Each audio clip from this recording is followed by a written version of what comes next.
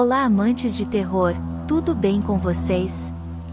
No vídeo de hoje trago duas histórias de terror que irão dar muito medo, então já deixa o like nesse vídeo. Agora fiquem com a história. Os brilhantes rutilantes. Era tarde da noite, passava das 3 horas da manhã. Enquanto Cleide voltava do banheiro, percebeu uma luz fraca escapando pelas frestas da porta da sala. Rapidamente, correu para acordar seu marido. A luz não permanecia estática na porta, mas sim se movia lentamente pelas janelas e voltava novamente pela porta. Alguém, segurando uma lanterna, parecia contornar a pequena casa. A varanda estava mergulhada na escuridão, o que deixou Cleide preocupada. Ao virar-se para seu quarto, ela se assustou ao ver o rosto de sua filha, iluminado por um raio de luz sombria que escapava pela porta. Eu os vi através do buraco da fechadura. São magros, rápidos e assustadores, pois brilham na escuridão. Eles possuem tentáculos saindo de suas cabeças, próximos às orelhas. Suas cabeças são ovais e seus olhos brilhantes não indicam boas intenções, resumiu a menina, com o rosto envolto em sombras. A adolescente estava animada com toda a agitação causada pela chegada das luzes brilhantes que cercavam a pequena casa. Menina, quem autorizou você a fazer isso? Sou seu pai e você deve obedecer a mim. Eu só os observei, pai, respondeu a menina de 17 anos chamada Vilma. Ela estava em um estado de terror profundo. Os três estavam em uma casa distante do centro de uma pequena cidade do interior fluminense. 20 quilômetros separavam aquela modesta casa, com telhas francesas, de outra casa ao norte. Os cômodos eram divididos por paredes altas, porém incompletas. A casa não possuía forro no teto. Sérgio abriu o armário e pegou um rifle de cano duplo. Em seguida, os três seguiram para a sala, com a menina sendo empurrada à frente. Em uma ação investigativa, Cleide gritou ao avistar uma das criaturas. O ser brilhante apareceu depois que ela abriu a janela lentamente. Do escuro da varanda, um rosto com tentáculos ondulantes surgiu, emitindo uma luz de matiz nunca antes presenciada por um ser humano. Uma cor indescritível. Um brilho intenso. Ah! Um grito de horror escapou de Cleide, que empurrou a janela, fazendo o vidro trincar. O que foi? Perguntou Sérgio, carregando a arma com a cabeça abaixada. Acabei de ver um também. Era horrível. Tinha cobras brilhantes se movendo nas orelhas. Era uma figura de uma cor estranha. Eu nunca vi aquela cor. Nunca. Oh, meu Deus! Nunca vi uma cor tão horrível. Saia da frente, ordenou o homem, apontando os canos da arma para a janela e puxando o gatilho. O som ecoou pela casa, reverberou no teto. E voltou, deixando os adultos apavorados.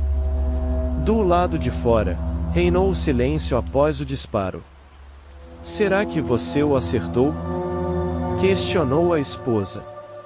Que eles não nos ouçam, mas são desprezíveis e astutos, concluiu a menina. O que você sabe sobre essas coisas, intrometida? Eles existem antes de nós. Antes de todos nós. Possuem algo que os humanos sempre sonharam, e a invisibilidade, que para eles não tem grande valor. Pois só são perigosos na escuridão. A conversa foi interrompida por sons provenientes do telhado. Deus! Eles estão no telhado! Gritou Cleide, em pânico. Sim. Em breve eles, e a pausa na fala da menina pareceu durar uma eternidade e assustou os adultos. Irão entrar, profetizou a jovem. Se você não fosse minha filha, eu atiraria em você. Quase poderia jurar que você é um deles. Como sabe de tudo isso? Indagou o pai, com o rifle apontado para a menina. Foram contatos oníricos. Tudo começou com um terrível pesadelo. Mas agora é um sonho, relatou a adolescente, de forma sucinta. O chefe da família apontou o rifle para o teto, mas foi interrompido pela esposa. SHHH. Ouçam. Está muito silencioso. Segundos depois, Cleide voltou a gritar ao ver uma telha sendo removida, deixando um buraco no teto que revelava um pedaço do céu noturno. Um céu nublado com nuvens rosadas. Olhe o telhado, Sérgio. Eles abriram o telhado. Atire neles. Mate-os. A esposa clamava em horror. Droga! A arma tremeu um pouco em suas mãos, mas ele disparou 2 vezes pelo buraco no telhado. Não atingiu nada. Será que eles já entraram? Vou procurá-los nos quartos e volto já. Não! Gritou a esposa. Mas o homem a ignorou e partiu. Ele retornou em poucos minutos. Eles não estão aqui. Eles ouviram os tiros e fugiram com medo. Tiveram medo de levar chumbo. A menina sentou-se em uma cadeira, com um sorriso estranho. Ela ficou perto do interruptor de luz. Com uma calma assustadora, entoou uma canção sombria que parecia ser uma profecia em forma de música. Eles são antigos. Não são amigos. E celebram o mal. Apague a luz e verás. Eles são aterrorizantes. Eles são os brilhantes. Ela não completou a frase. Apagou a luz e silhuetas brilhantes e de cores estranhas invadiram a sala. O terror fez a mulher gritar novamente, histérica. Seu grito se misturou à voz de Vilma, que continuou a cantar a letra sombria, acompanhada por uma melodia aterradora que parecia emanar das luzes que rodeavam as criaturas. O canto foi abafado quando uma silhueta se moveu rapidamente em sua direção. Apenas um BA. Que surdo se tornou audível. Algo sendo quebrado. Talvez um pescoço. Sérgio engatilhou o rifle e disparou várias vezes em direção à figura que silenciou sua esposa. Vilma ria loucamente na cadeira e gritava: só aparecem na escuridão. Só os vemos na escuridão. Não fiquem na escuridão com eles. Depois que a arma caiu das mãos do homem, ele gritou de dor. Havia 2 silhuetas imponentes próximas a ele, balançando-se em movimentos determinados. Vilma ficou em silêncio quando a luz brilhante da sala foi acesa novamente. Ela observou o corpo de sua mãe, perfurado por vários projéteis disparados pelo rifle, com o rosto virado quase completamente para trás, em uma cena macabra. Ao lado, havia um monte de carne misturada com roupas. A jovem percebeu que, poucos minutos atrás, aquilo era seu pai. Ela caminhou até o centro do cômodo e falou, enquanto olhava ao redor, com olhos inquisitivos e trêmulos. E está feito. Agora quero ser uma de vocês. Levem-me daqui. Livrem-me desta existência indesejada. Então, ela se assustou quando ouviu a lâmpada se quebrar, e a escuridão a engoliu como um tubarão engole um peixe pequeno. Vilma não estava preparada para aquele momento obscuro. Ela estava cercada pelos seres brilhantes com tentáculos tremeluzentes. Um deles introduziu um tentáculo fosforescente em seu ouvido com uma velocidade surpreendente, impedindo qualquer reação. Com suas ventosas malignas, tocou seu cérebro. A dor intensa que sentiu a fez azumbrir-se. Os fluidos que escapavam de seu corpo através do tentáculo pulsavam na cor horrível que brilhava intensamente. No final, transformaram-no em um zumbi que agora emitia a mesma cor indescritível pelos olhos. Mas Vilma tinha uma diferença peculiar. Ela poderia ser vista na luz. Ela era visível. Nesse momento, a criatura zumbi, após um pigarro assustador, exclamou de dentro da escuridão com uma voz apavorante: "Vamos para o norte. A 20 quilômetros daqui, há outra casa." Uma figura brilhante surgiu à sua frente e deu passagem ao zumbi, que se dirigiu à cozinha, caminhando na escuridão. Eles a seguiram em uma procissão maligna. Lá, ela acendeu um lampião. Seu rosto macilento tornou-se visível na luz. Ela abriu as venezianas da porta lentamente e começou a caminhar para o norte. Meia hora depois, iluminada pela fraca luz do lampião que carregava, ela ouviu o som de um veículo se aproximando. Ela percebeu os faróis iluminando a área. Quando o carro parou ao seu lado, levantando poeira, ela constatou, sem demonstrar reação, que era uma viatura da Polícia Estadual. O policial questionou sobre o que ela estava fazendo naquele lugar deserto àquela hora da madrugada e se estava tudo bem. A jovem pediu aos policiais que desligassem os faróis. Astutamente, ela mentiu, dizendo que havia um bandido escondido atrás de um arbusto, próximo à cerca de arame farpado. Os policiais pegaram 2 lanternas, desligaram os faróis, sacaram suas armas, saíram lentamente do veículo e perceberam quando ela quebrou o lampião na lataria do carro da polícia, mergulhando-os na mais profunda escuridão. Apontaram as armas para os 2 olhos brilhantes da jovem, mas ficaram imóveis de horror quando a ouviram cantar baixinho: "Eles são antigos. Não são amigos. E celebram o mal. Apague a luz e verás. Eles são aterrorizantes. Eles são os brilhantes." Foi através do vidro traseiro da viatura que um dos policiais viu as formas de cores indescritíveis dançando em torno de um crânio ovalado, orlado por membros em forma de tentáculos. O homem girou, tentando surpreender o que quer que fosse, mas antes que pudesse completar o movimento, já estava morto. O grito do outro policial foi um sinal de agonia em seu último instante de vida. A menina zumbi ficou extasiada ao ver as estranhas cores se moverem rapidamente de forma cruel durante o ataque. Em seguida, ela pegou uma das lanternas do chão e continuou seu caminho. As primeiras gotas de chuva começaram a cair. A sorte dos moradores daquela casa mais ao norte era que em breve amanheceria.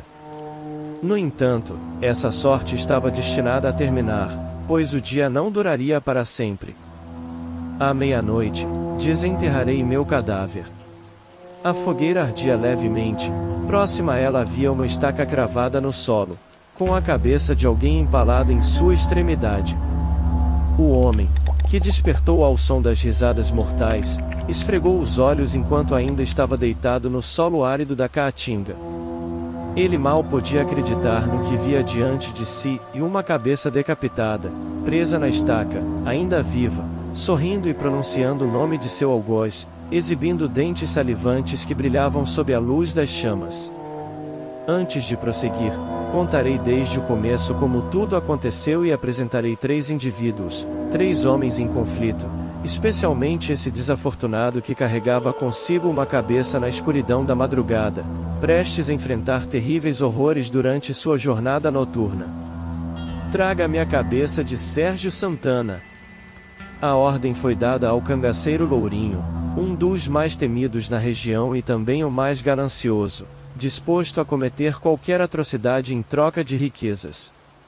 Lourinho, o cangaceiro destemido, um homem rude que já enfrentará 3 adversários armados apenas com um talo de cana-de-açúcar, também era um covarde, responsável por assassinar crianças, mulheres e gestantes. Agora, Lourinho recebeu a missão de um fazendeiro e, por um punhado de moedas, partiria em busca do ex-cangaceiro chamado Sérgio Santana, que havia deixado a vida de crimes ao se apaixonar por uma bela mulher. O fazendeiro alegava que o ex-cangaceiro, Sérgio Santana, ainda possuía uma dívida pendente. Após tantos anos, a única forma de quitar a dívida seria trazendo sua cabeça como troféu. Lourinho, que tinha uma rixa pessoal com Sérgio Santana, não hesitou em aceitar o trabalho de trazer a cabeça do ex-cangaceiro. "Vou lá, decapito e volto." Foram as únicas palavras de Lourinho ao fazendeiro, enquanto montava em seu cavalo, saindo da sombra do telhado da fazenda e partindo em direção ao sol escaldante que aquecia seu chapéu de couro em forma de meia-lua. Dentro de algumas horas, quando a lua maldita manchar o céu, Lourinho chegará à cidade onde o ex-cangaceiro reside e será surpreendido por uma terrível revelação. A meia-noite se aproximava, e o céu escuro como breu cobria a pequena cidade, estendendo-se como um lençol sombrio. Enquanto isso, os galopes do cavalo de Lourinho diminuíam até pararem em frente ao seu bar preferido. Bastou um gole de cachaça e logo Lourinho montava novamente em seu cavalo, cavalgando rapidamente em direção ao cemitério, após receber a notícia de que Sérgio Santana havia falecido e estava sendo sepultado naquele exato momento. Indiferente ao fato de ser um enterro noturno, o cangaceiro seguia veloz pela estrada de terra, com um encontro marcado com o defunto e seu novo lar. Com dificuldade, Lourinho forçava seu cavalo a subir o íngreme morro que levava aos fundos do cemitério. O animal relinchava ao escorregar, quase desistindo da subida, mas os açoites implacáveis o incentivavam a se esforçar ferozmente até alcançar o topo. Lourinho desceu do cavalo e caminhou pelo jardim de cruzes, escondendo-se atrás dos galhos secos de uma árvore, sob a luz do luar fugaz, observando algumas pessoas deixarem o local onde Sérgio Santana descansava em sono eterno. No momento em que a última pessoa saiu, Lourinho se aproximou da sepultura, verificou o nome de Sérgio Santana entalhado na madeira e, esfregando as mãos de felicidade, sorria ao constatar sua sorte. Ele não precisaria enfrentar um duelo com Sérgio Santana, um exímio atirador, bastava cavar e arrancar a cabeça do defunto para entregá-la ao fazendeiro e receber sua recompensa. A cova era rasa, e com suas próprias mãos, Lourinho espalhava a terra, abrindo caminho até encontrar o caixão. Repleto de ansiedade, ele puxava freneticamente a tampa do caixão, mantendo um pé na cova, que não era muito profunda, e o outro apoiado na parte mais alta da pilha de terra. Após abrir o caixão, ele saiu da cova dando um passo para trás, jogou a tampa de lado e ficou de pé em frente ao buraco onde o defunto estava enterrado. Bang! Bang! Lourinho foi atingido por 2 tiros, um no pescoço e outro diretamente no coração.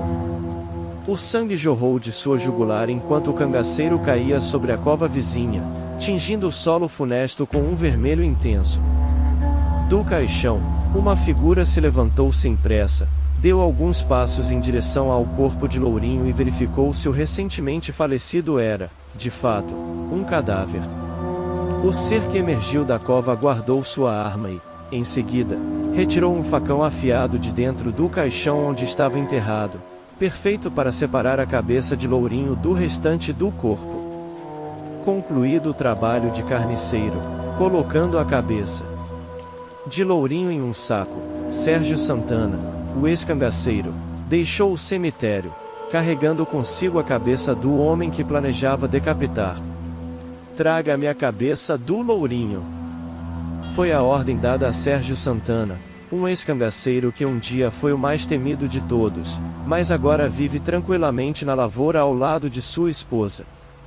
O fazendeiro, um trapaceiro ardiloso, ofereceu uma fortuna e proteção em troca da cabeça de Lourinho. Sérgio Santana relutou no início, mas ao ouvir o plano do fazendeiro para ceifar a vida do cangaceiro, que havia tentado matá-lo meses atrás em uma briga de bar, o acordo foi firmado e ambos se prepararam para o grande truque. O fazendeiro detalhou seu plano da seguinte forma: Sérgio Santana simularia sua própria morte, com um falso funeral e um enterro encenado, fazendo com que todos na cidade acreditassem que ele havia partido deste mundo. Capangas do fazendeiro seriam responsáveis por enterrar seu caixão assim que recebessem a notícia de que Lourinho havia chegado à cidade. Assim que soubessem que Lourinho estaria escondido no cemitério, pronto para desenterrar seu corpo, os capangas deixariam o local e Sérgio Santana daria continuidade ao plano, mantendo sua arma pronta para atirar assim que a tampa do caixão fosse aberta. Os preparativos começaram. Sérgio Santana acomodou-se dentro do caixão, armado com um revólver e um facão afiadíssimo, tão afiado que um movimento brusco dentro da estreita caixa de madeira poderia levá-lo à morte. O ex-cangaceiro reclamava sobre as medidas inadequadas do caixão. Não tomaram nem as medidas do meu caixão, resmungava, temendo tornar-se agora um ex-vivo. Após fecharem a tampa do caixão, que envolvia Sérgio Santana como um presente macabro para os vermes, a carroça seguiu seu caminho em direção ao cemitério, com o pseudo-cadáver na parte traseira. As rodas da carroça dançavam pelas ruas de terra esburacadas, deixando Sérgio Santana tenso no escuro, com o facão balançando a cada solavanco, ameaçando seu próprio pescoço. Se por acaso a carroça balançasse violentamente ao passar por um buraco maior, o estrago seria irreversível, transformando Sérgio Santana em um autêntico defunto. Tudo transcorreu sem problemas durante a ascendente jornada pela desolada estrada. No cemitério, depositaram o caixão na cova e aguardaram o sinal.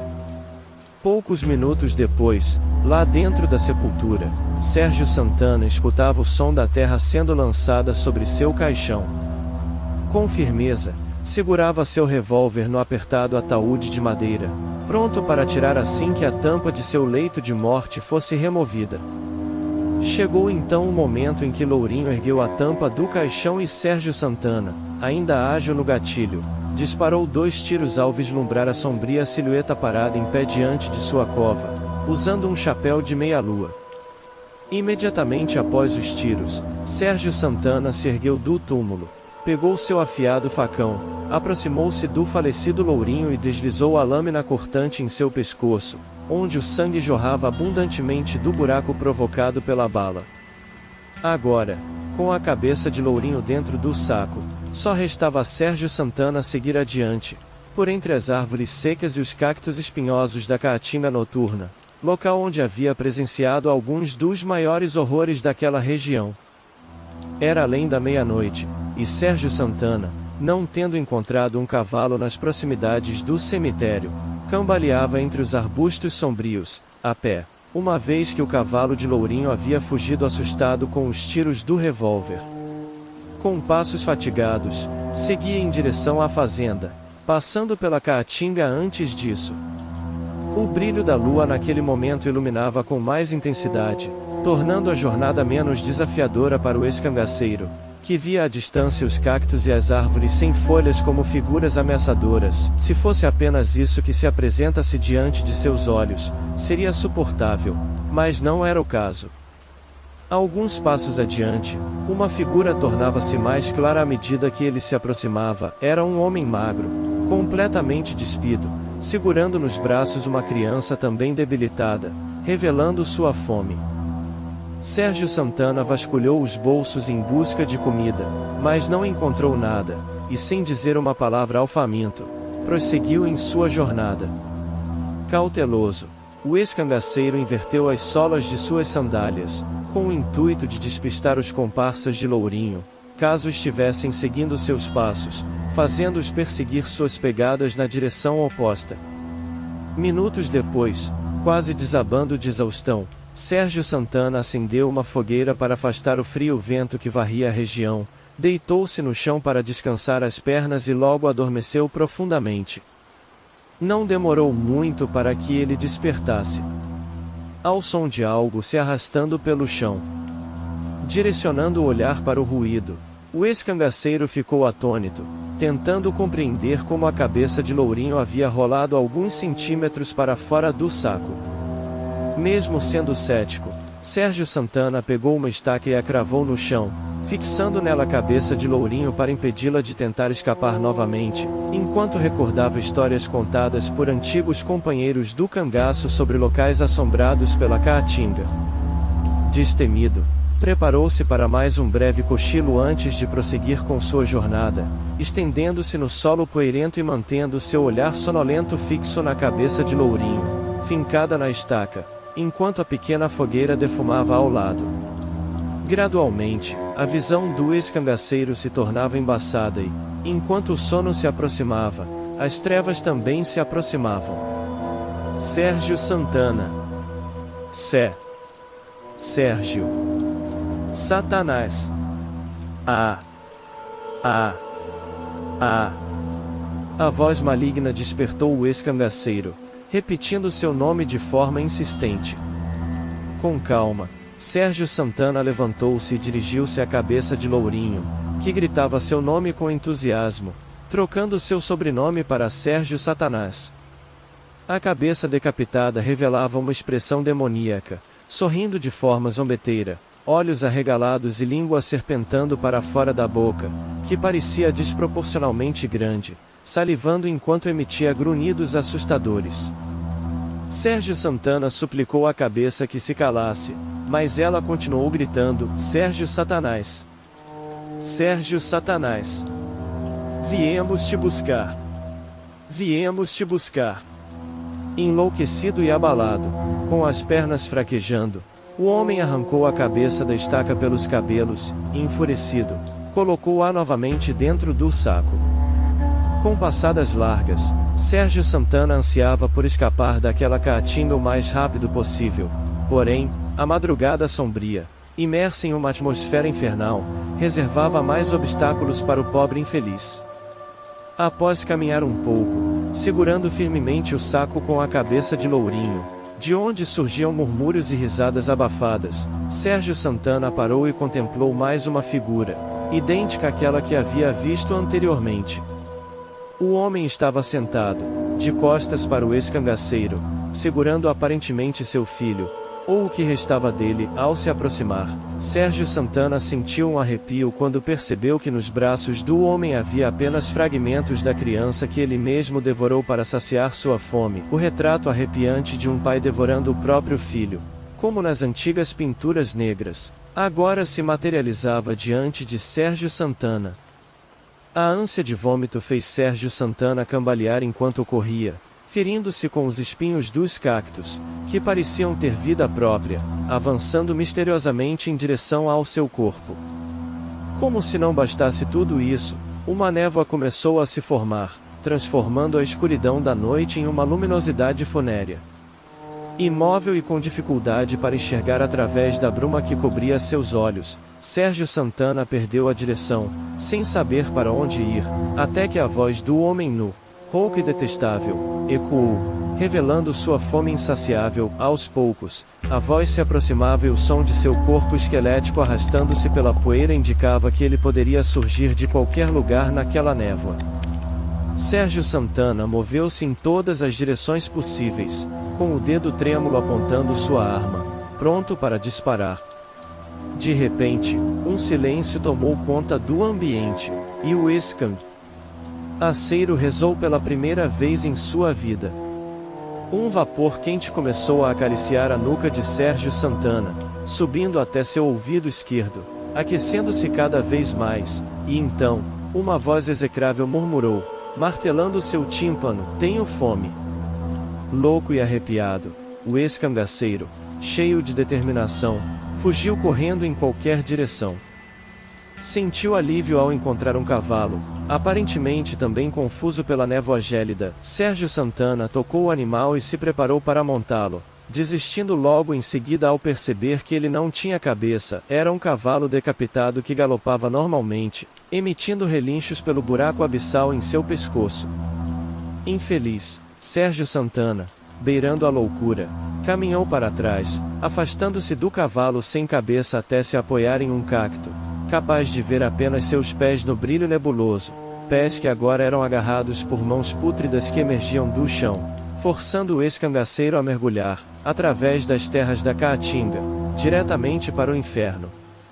Na penumbra, apenas o som dos passos ecoava, esmagando os seixos da estrada de terra.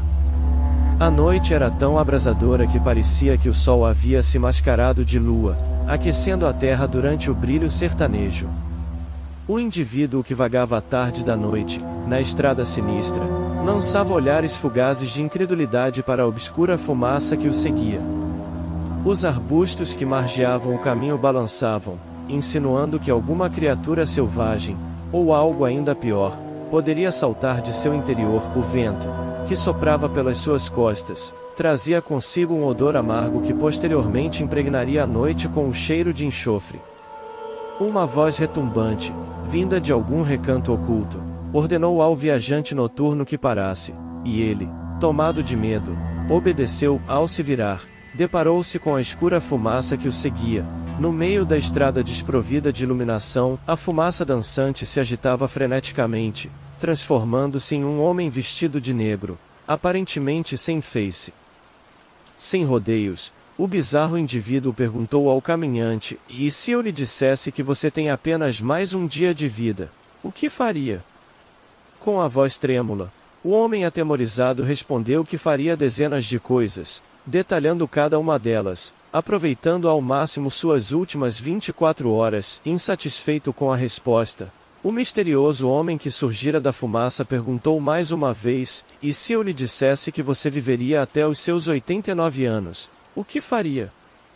O homem, já menos assustado, ponderou por um instante e respondeu que não teria certeza do que faria, concluindo com um simples "não sei, tantas coisas."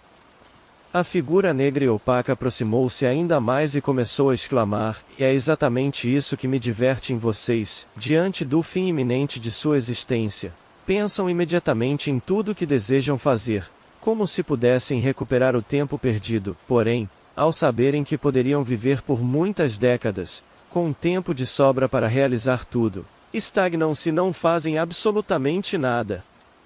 Ao ouvir as palavras trovejantes ecoarem, o homem refletiu e percebeu que havia sido um terrível erro envolver-se com forças ocultas, marcando um encontro com o diabo naquela estrada.